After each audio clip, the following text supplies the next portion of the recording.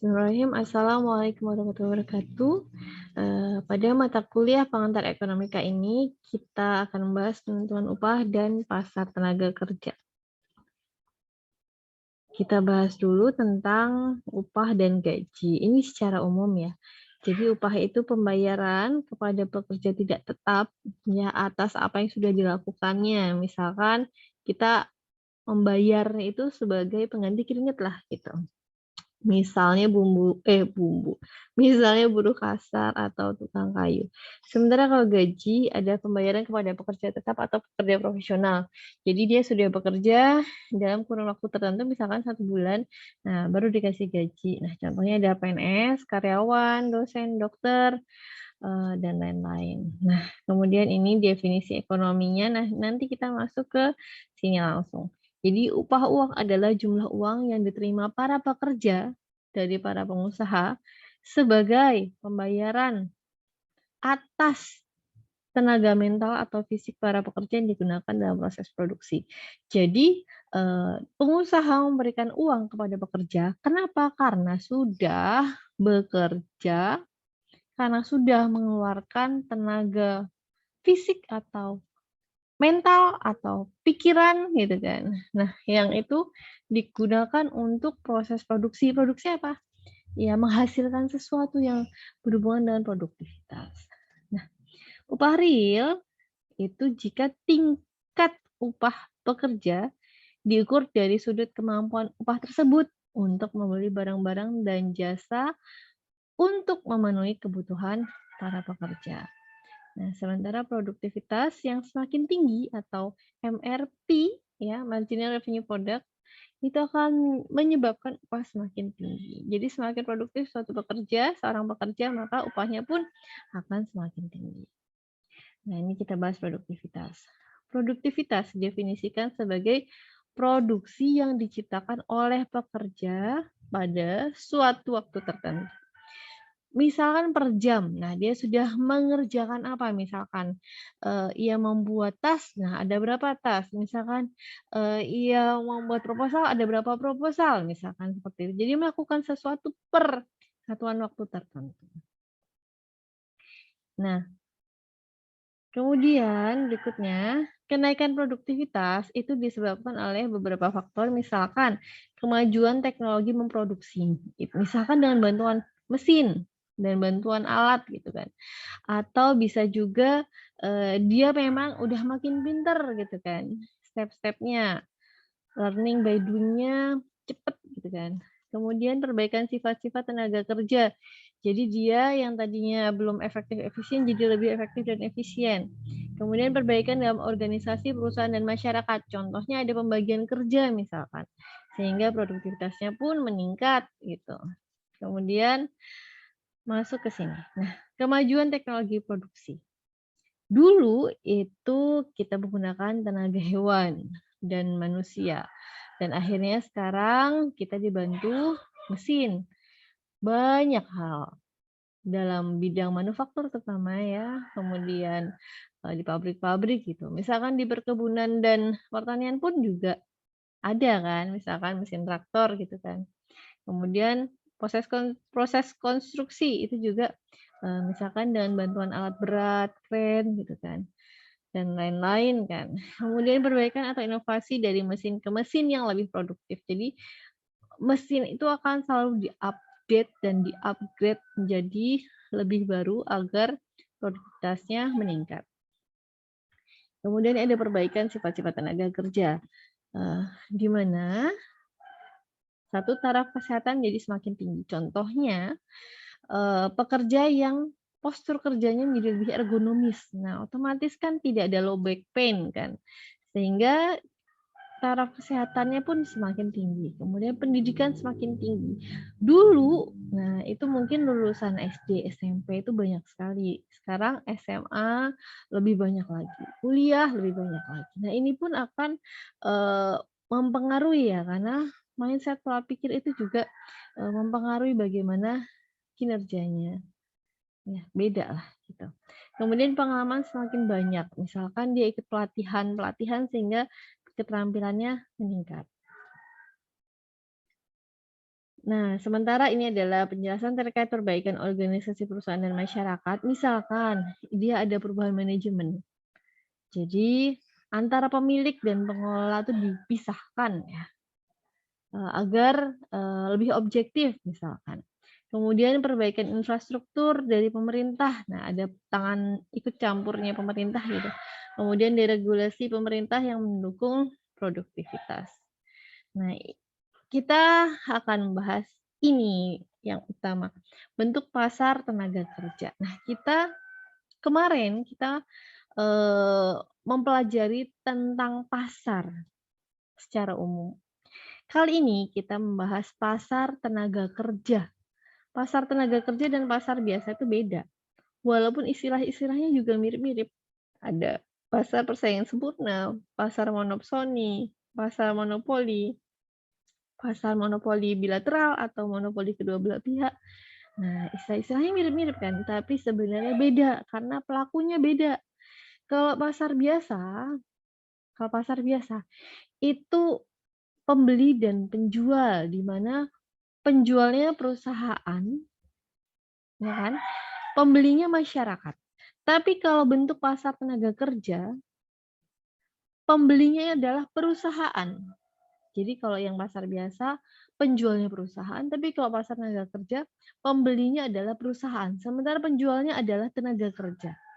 Jadi dua hal yang berbeda ya.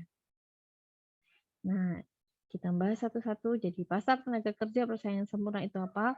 Di situ ada banyak perusahaan yang membutuhkan tenaga kerja. Ya, perusahaan itu butuh banyak tenaga kerja. Sementara tenaga kerja sendiri itu tidak menyatukan diri dalam serikat pekerja atau serikat buruh atau sebangsanya. Jadi benar-benar one by one ya, perusahaannya banyak, orang-orangnya banyak, udah tuh jalan aja sendiri. Tenaga kerja, pasar tenaga kerja persaingan sempurna. Sementara kalau pasar tenaga kerja monopsoni itu apa? Hanya terdapat satu pembeli di pasar, sedangkan penjual jumlahnya banyak. Sekali lagi, pembeli di sini tuh maksudnya apa? Perusahaan. Penjual di sini maksudnya apa? Tenaga kerja. Jadi perusahaannya itu cuma satu, sementara tenaga kerjanya banyak sekali. Nah, ini monopoli di pihak perusahaan. Jadi tempat kerjanya cuma satu tempat aja. Gitu. Ini contohnya apa ini? Ada yang tahu? Ada yang tahu? Misalnya ya, contohnya itu nanti aja deh. Nanti saya ada tebak-tebakan sedikit. Baiklah. Selanjutnya adalah pasar tenaga kerja monopoli. Kalau di sini, itu tenaga kerja sudah menyatukan diri dalam serikat pekerja. Nah, gitu. Jadi, dia sudah menyatukan diri. Sebenarnya pasar tenaga kerja monopoli itu bermanfaat nggak sih? Ya. Karena adanya serikat pekerja itu otomatis pasti ia akan menuntut upah yang lebih tinggi. Kemudian ia akan membatasi penawaran tenaga kerja. Jadi misalnya ya untuk yang buruh kasar banget gitu, tuh nggak mau tuh dia gitu. Maunya mulai mengerjakannya di kelas tertentu misalkan. Kemudian menjalankan usaha bertujuan menaikkan permintaan tenaga kerja. Nah, untuk membatasi penawaran tenaga kerja, ini maksudnya apa? Ya kan? Nah, ini misalnya ia membentuk organisasi pekerja yang bersifat sangat khusus. Contohnya ikatan dokter, insinyur, ya, persatuan engineer gitu. Kemudian macam-macam yang sudah ada apa ya, asosiasi, ikatan, perkumpulan, nah seperti itu. Nah, sementara kalau ada anggota yang masuk masuk ke lowongan kerja tersebut boleh. Tapi kalau orang lain yang belum jadi anggota, nggak boleh. Nah, syaratnya itu. Kemudian memberikan persyaratan yang sukar untuk menjadi anggota tersebut. Jadi udah ada seleksinya tuh. gitu. Nah, sementara kalau menambah permintaan tenaga kerja itu bisa dengan menambah produktivitas atau menuntut pemerintah untuk memberikan proteksi kepada industri domestik dan larangan adanya impor. Nah, menambah produktivitas ini misalkan apa? Pelatihan-pelatihan, gitu. Seminar, kursus. Nah, selain itu ada apa lagi? Dari si tenaga kerjanya itu sendiri, gitu kan. Dari pendidikannya, pemahamannya, di samping pelatihan-pelatihan ini.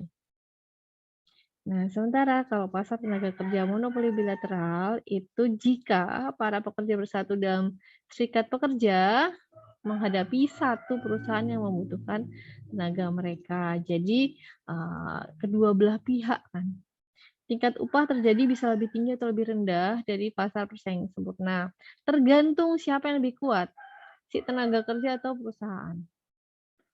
Nah, ini adalah faktor-faktor yang menimbulkan perbedaan upah. Ada perbedaan corak permintaan dan penawaran dalam berbagai jenis pekerjaan, ya. Beda-beda gitu kan. Jenis pekerjaannya aja beda gitu kan. Berarti upahnya nanti beda juga gitu. Kemudian perbedaan dalam jenis-jenis pekerjaan. Kemudian perbedaan kemampuan, keahlian dan pendidikan. Ya, ini jelas ya. Misalkan D1, D2, D3, dan S1 pun juga beda karena dianggap lulusan SMA pun juga beda karena dianggap nanti S1 misalkan di bagian analisis gitu kan. Untuk yang di lapangan misalkan lulusan SMA, operator ya atau D1 gitu, D3 gitu contohnya. Terdapat pertimbangan bukan keuangan dalam memilih pekerjaan. Jadi tidak semata-mata melihat dari aspek keuangan, kemudian ketidaksempurnaan dalam mobilitas tenaga kerja. Baik begitu, nah sekarang saya mau tanya nih, kira-kira kalau itu lowongannya lowongan PNS, ya, otomatis kan pembelinya kan pemerintah, penjualnya kan masyarakat umum ya, yang ingin menjadi PNS. Nah, kira-kira dia masuk ke mana? Dia masuk ke bagian yang mana? Gitu. Itu ya pertanyaan pertama. Kalau PNS. Kemudian yang kedua, kalau dia buruh pabrik yang memang sudah ada buruh pabrik konveksi, kira-kira pasarnya yang mana? Gitu. Kemudian yang ketiga, kalau dia itu ART atau babysitter melalui yayasan, ia termasuk yang mana? Dan yang keempat, misalkan ia itu calon ART atau PRT, nah, ia masuknya ke yang mana? Jadi ada 4 ya. Jadi yang pertama ASN terhadap pemerintah, yang kedua adalah buruh pabrik terhadap perusahaan konveksi, yang ketiga itu babysitter atau ART yayasan terhadap perorangan yang mau make, yang keempat adalah pekerja lepas ART atau PRT terhadap perorangan. Kira-kira dia masuknya kemana? Ya, silahkan coba didalami dan dianalisis. Terima kasih. Wassalamualaikum warahmatullahi wabarakatuh.